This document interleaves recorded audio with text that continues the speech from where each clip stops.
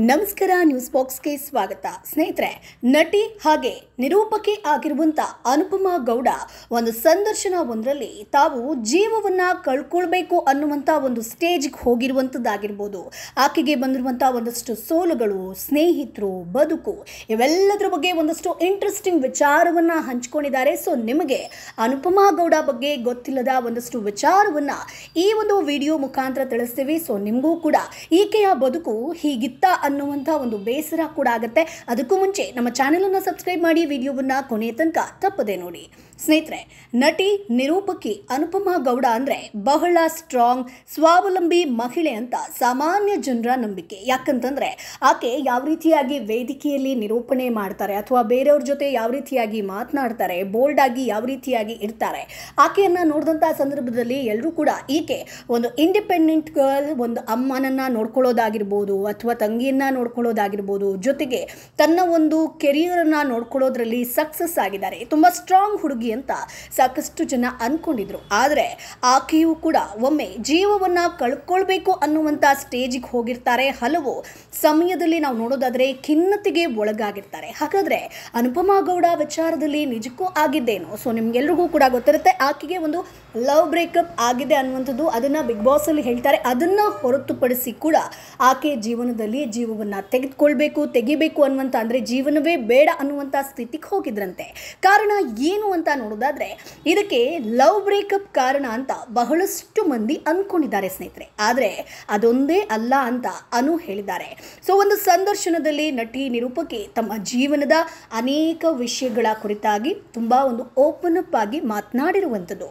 ಸುಮಾರು 7 ವರ್ಷಗಳ ಹಿಂದಿನ ಮಾತು ಅನ್ನುವಂಥದ್ದನ್ನ ಹೇಳ್ತಾರೆ. ಅನುಪಮಾ ಆಗ ಅಕ್ಕ ಧಾರಾವಾಹಿಯಲ್ಲಿ ನಟಿಸ್ತಾ ಇದ್ರು. ಅಕ್ಕ ಧಾರಾವಾಹಿ ಆಕೆಗೆ ಸಾಕಷ್ಟು ಒಂದು ಹಿಟ್ಟನ್ನು ಕೊಟ್ಟಿರುವಂಥ ಸೀರಿಯಲ್. ಆಗ ಡಬಲ್ ಆ್ಯಕ್ಟ್ ಮಾಡ್ತಿದ್ದಂತಹ ನಟಿಯ ಒಂದು ಪಾತ್ರ ಸಂಪೂರ್ಣ ನೆಗೆಟಿವ್ ಶೇಡ್ನದ್ದು ಸ್ನೇಹಿತರೆ. ಈ ಪಾತ್ರ ಅವರ ದಿನದ ಮೇಲೆ ಸಾಕಷ್ಟು ಪರಿಣಾಮವನ್ನು ಬೀರೋದಕ್ಕೆ ಶುರು ಮಾಡುತ್ತಂತೆ.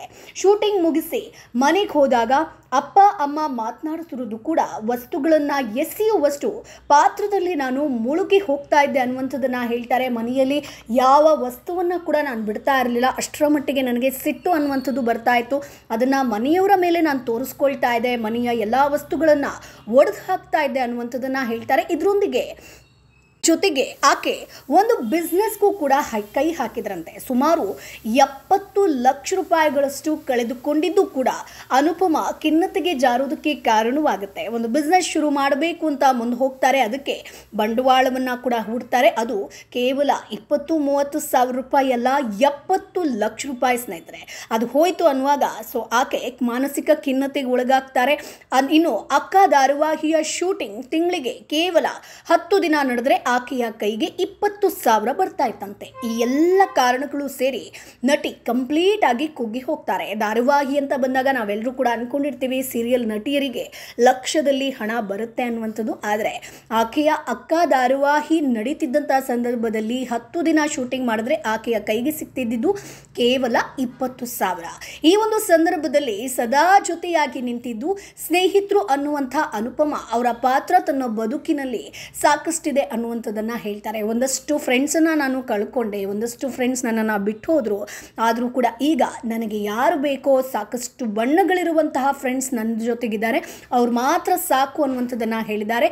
ನಟಿಯಾಗಿ ನಿರೂಪಕಿಯಾಗಿ ತಾವು ಪಡೆದಂತಹ ಸಂಭಾವನೆ ವಿಚಾರವನ್ನು ನೇರವಾಗಿ ಹಂಚಿಕೊಂಡಿದ್ದಾರೆ ಅನ್ನೋ. ಸೊ ಅವರು ಆರಂಭದಲ್ಲಿ ರಿಯಾಲಿಟಿ ಶೋ ಒಂದರಲ್ಲಿ ಮಾಡಿದಾಗ 30 ಸಾವಿರ ರೂಪಾಯಿ ಪಡೆದಿದ್ರಂತೆ. ನಂತರ ಅಣ್ಣ ತಂಗಿ ಧಾರಾವಾಹಿಗೆ ದಿನವೊಂದರ ಶೂಟಿಂಗ್ಗೆ 2,500 ರೂಪಾಯಿಗಳನ್ನು, ಅಕ್ಕ ಧಾರಾವಾಹಿಗೆ 2,000 ರೂಪಾಯಿಗಳನ್ನು ಪಡಿತಿದ್ರಂತೆ. ಆದರೆ ಶೂಟಿಂಗ್ ಇರ್ತಿದ್ದೇ ತಿಂಗಳಲ್ಲಿ 10-12 ದಿನಗಳು. ಹೀಗಾಗಿ ಹಣ ಸಾಲ್ತಿರ್ಲಿಲ್ಲ ಅನ್ನುವಂಥದ್ದು. ಯಾಕಂದರೆ ಸ್ನೇಹಿತರೆ, ಸೀರಿಯಲ್ ಅಂತ ನಾವು ದಿನ ನೋಡ್ತೀವಿ, ಹಾಗಂತ ಅವರಿಗೆ ದಿನ ಶೂಟಿಂಗ್ ಇರೋದಿಲ್ಲ. ಒಂದು ದಿನ ಅಂತಂದರೆ ಅಲ್ಲಿ ಸಾಕಷ್ಟು ಎಪಿಸೋಡ್ಗಳನ್ನು ಮಾಡಿ ಮುಗಿಸ್ತಾರೆ. ಸೊ ಅವರು ಒಂದು ದಿನಕ್ಕೆ 2,500 ರೂಪಾಯಿ ಚಾರ್ಜ್ ಮಾಡಿದ್ರು ಕೂಡ ಅಲ್ಲಿ ಸಾಕಷ್ಟು ಕೆಲಸ ಮಾಡಬೇಕು ಅಂತಿರುತ್ತೆ. ಕೇವಲ ಒಂದು ದಿನದ ಶೂಟಿಂಗ್ ಇರೋದಿಲ್ಲ, ಸಾಕಷ್ಟು ಒಟ್ಟಿಗೆ ಮಾಡಿ ಮುಗಿಸ್ತಾರೆ. ಆಗ ಅಲ್ಲಿ ನಿರ್ದೇಶಕ ನಿರ್ಮಾಪಕರಿಗೂ ಕೂಡ ಹಣ ಉಳಿಯುತ್ತೆ. ಸೊ ಸೀರಿಯಲ್ ಕಲಾವಿದರಿಗೂ ಕೂಡ ಹಣ ಸಿಗೋದಿಲ್ಲ ಸ್ನೇಹಿತರೆ. ಸೊ ಬಿಗ್ ಬಾಸ್ ಬಳಿಕ ನಿರೂಪಣೆಗೆ ಇಳಿದಂಥ ಅನುಪಮಾಗೆ ದಿನವೊಂದರ ನಿರೂಪಣೆಗೆ ಆರಂಭದಲ್ಲಿ 30,000 ರೂಪಾಯಿ ಸಿಗ್ತಿತ್ತು ಪ್ರತಿ ಶೋಗೆ. ಇದು 10% ಹೆಚ್ಚಾಗ್ತಾ ಹೋಗ್ತದಂತೆ. ಈಗ ಹಣ ಚೆನ್ನಾಗಿ ಹರಿದು ಬರ್ತಾ ಇದೆ, ಆದರೆ ಅಷ್ಟೇ ಕಮಿಟ್ಮೆಂಟ್ಗಳು ಕೂಡ ಇದೆ ಅಂತ ಹೇಳ್ತಾರೆ. ಈಗಲೂ ಕೂಡ ಕೆಲವೊಮ್ಮೆ ತಮ್ಮ ಆಪ್ತರಿಗಾಗಿ 30,000 ರೂಪಾಯಿಗಳಿಗೂ ನಿರೂಪಣೆ ಮಾಡಿಕೊಡ್ತೀನಿ ಅನ್ನುವಂಥದ್ದನ್ನು ಹೇಳ್ತಾರೆ. ಕೆಲವೊಂದು ಬಾರಿ ಫ್ರೆಂಡ್ಸ್ ಕೇಳಿದಂಥ ಸಂದರ್ಭದಲ್ಲಿ ಅಥವಾ ತಾನು ಇಂಡಸ್ಟ್ರಿಗೆ ಬಂದಂಥ ಸಂದರ್ಭದಲ್ಲಿ ಯಾರು ಹೆಲ್ಪ್ ಮಾಡಿದ್ರು ಅವ್ರು ಬಂದು ಪ್ರಶ್ನೆಗೆ ಒಂದು ಹೆಲ್ಪ್ ಬೇಕು ಅಂತ ಕೇಳಿದಾಗ ಆಕೆ ಮಾಡಲೇಬೇಕಾಗತ್ತೆ ಸ್ನೇಹಿತರೆ. ಹಾಗಾಗಿ ಈಗಲೂ ಕೂಡ ಆಕೆ ಒಂದು ಸ್ವಲ್ಪ ಹಣದಲ್ಲೂ ಕೂಡ ಒಂದಷ್ಟು ಜನರಿಗೆ ಒಂದು ಹೆಲ್ಪ್ ಮಾಡ್ತಾರೆ. ಸೊ ನಾನು ಆಯಿತು ಆ್ಯಂಕರಿಂಗ್ ಮಾಡ್ತೀನಿ ಅನ್ನುವಂಥದ್ದನ್ನು ಹೇಳ್ತಾರೆ ಸ್ನೇಹಿತರೆ. ಹಾಗಾಗಿ ಈಗಲೂ ಕೂಡ 30,000 ರೂಪಾಯಿಗೂ ಕೂಡ ಆಕೆ ನಿರೂಪಣೆ ಮಾಡುವಂಥದ್ದು.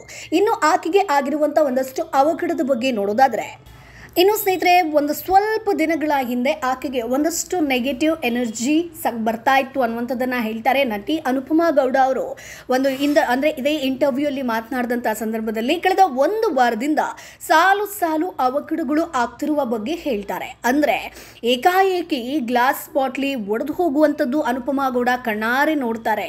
ಅದಾದ ಮೇಲೆ ರಸ್ತೆ ಮಧ್ಯೆ ಹೋಗುವಾಗ ಬೇರೆ ವಾಹನಕ್ಕೆ ನನ್ನ ಕಾರು 2 ಸಲ ಟಚ್ ಆಗಿ ಮೇಜರ್ ಆಗಿ ಸಮಸ್ಯೆ ಆಗಿತ್ತು. ಅಲ್ಲಿಂದ ನನಗೆ ಏನೋ ಒಂದು ನೆಗೆಟಿವ್ ಎನರ್ಜಿ ಇದೆ ಅನ್ನುವಂಥದ್ದನ್ನು ಅವರಿಗವರೇ ಹೇಳ್ಕೊಳ್ತಾರೆ. ಅದಾದ ಮೇಲೆ ಒಂದಷ್ಟು ಭಯ ಬೀಳ್ತಾರೆ. ಯಾಕಂತಂದರೆ 2 ಬಾರಿ ಆಕೆಯ ಕಾರ್ ಇನ್ನೊಂದು ವಾಹನಕ್ಕೆ ಟಚ್ ಆಗಿರುವಂಥದ್ದು ಇದು ಸಾಧಾರಣದ ಮಾತಲ್ಲ. ಅದು ಕೂಡ ಹುಡುಗಿಯಾಗಿ ಓಡಿಸುವಂಥ ಸಂದರ್ಭದಲ್ಲಿ ಭಯ ಆಗೇ ಆಗುತ್ತೆ.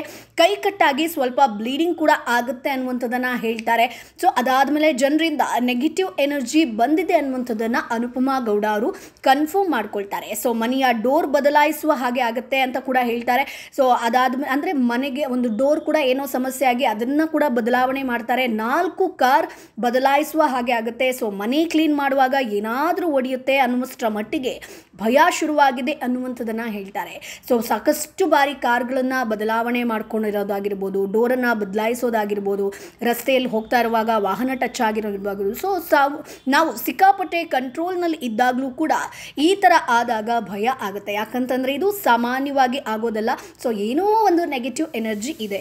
ಸೊ ಈ ಥರ ಆಗ್ತಿದೆ ಅಂತಂದಾಗ ದೇವಸ್ಥಾನಕ್ಕೆ ಹೋಗಬೇಕು ಅಂತ ನಿರ್ಧಾರ ಮಾಡಿದಾಗ ನನ್ನ ಸ್ನೇಹಿತರು ದೃಷ್ಟಿಯನ್ನು ತೆಗೆಸು ಅನ್ನುವಂಥದ್ದನ್ನು ಹೇಳ್ತಾರೆ. ಹೀಗಾಗಿ ಬೆಂಗಳೂರಿನ ಬಂಡೆ ಮಹಾಕಾಳಿ ದೇವಸ್ಥಾನಕ್ಕೆ ಹೋಗಿ ಕೋಳಿ ಕಟ್ ಮಾಡಿ ದೃಷ್ಟಿ ತೆಗೆದ್ರಂತೆ, ದೇವರ ಮುಂದೆ ನೀರು ಹಾಕಿದ್ರಂತೆ. ಅದಾದ ಮೇಲೆ ಆಕೆಗೆ ಒಂದಷ್ಟು ಪಾಸಿಟಿವ್ ಎನರ್ಜಿ ಸಿಕ್ತು ಅನ್ನುವಂಥದ್ದನ್ನು ಹೇಳ್ತಾರೆ. ಸೊ ಹಾಗಾಗಿ ನನಗೆ ನೆಗೆಟಿವ್ ಎನರ್ಜಿ ಫೀಲ್ ಆಗಿದ್ದು ಕೂಡ ನಿಜ. ಅದಾದ ಮೇಲೆ ನಾನು ಯಾವಾಗ ದೇವಸ್ಥಾನಕ್ಕೆ ಹೋದೋ ಅದಾದ ಮೇಲೆ ನನಗೆ ಪಾಸಿಟಿವ್ ಎನರ್ಜಿ ಕೂಡ ಬಂದಿರುವಂಥದ್ದು ಸತ್ಯ ಅನ್ನುವಂಥದ್ದನ್ನು ಹೇಳ್ತಾರೆ. ಹಾಗಾಗಿ ಸಾಕಷ್ಟು ಕಹಿ ಘಟನೆಗಳನ್ನು ಅನುಭವಿಸಿ ಕಷ್ಟಗಳನ್ನು ಎದುರಿಸಿ ಎಲ್ಲವನ್ನ ಮೆಟ್ಟಿ ನಿಂತಿದ್ದಾರೆ ಅನುಪಮಾ ಗೌಡ. ಸೊ ಈಗಲೂ ಕೂಡ ನಿರೂಪಣೆಯಲ್ಲಿ ತುಂಬ ಅದ್ಭುತವಾಗಿ ನಿರೂಪಣೆ ಮಾಡ್ತಾರೆ, ಎಲ್ಲರೂ ಕಡೆ ಎಂಟರ್ಟೈನ್ ಮಾಡ್ತಾರೆ. ಸೊ ಮತ್ತೆ ಸೀರಿಯಲ್ಗೆ ಬನ್ನಿ ಅಂತ ಸಾಕಷ್ಟು ಜನ ಕೇಳ್ಕೊಳ್ತಾರೆ. ಸೊ ಸ್ನೇಹಿತರೆ ನಿಮ್ಗೇನು ಅನಿಸುತ್ತೆ? ಅನುಪಮಾ ಗೌಡ ನಿರೂಪಣೆ ಮಾಡೋದು ನಿಮಗೆ ಇಷ್ಟ ಆಗುತ್ತೆ? ಜೊತೆಗೆ ಸೀರಿಯಲ್ನಲ್ಲಿ ಆಕೆ ಅಭಿನಯಿಸಬೇಕಾ? ಅದನ್ನು ಕಮೆಂಟ್ ಬಾಕ್ಸ್ ಮೂಲಕ ತಿಳಿಸಿ.